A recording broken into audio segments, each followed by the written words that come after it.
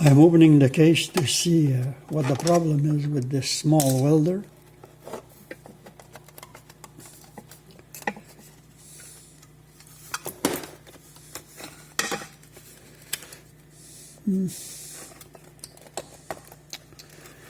Okay.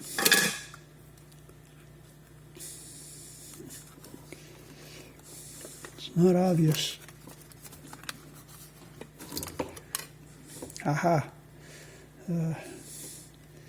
This is welded correctly.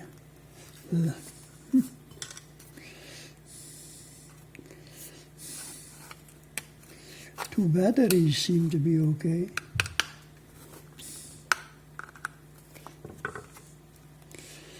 The pedal is connected correctly.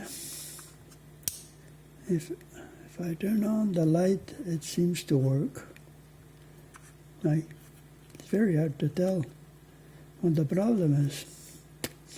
Must be a bad solder on the other side, which is very difficult to get because the cables are there. Try it again in a sec.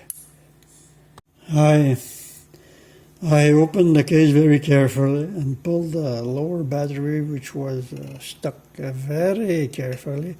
It appears that the negative is not soldered, or it actually broke.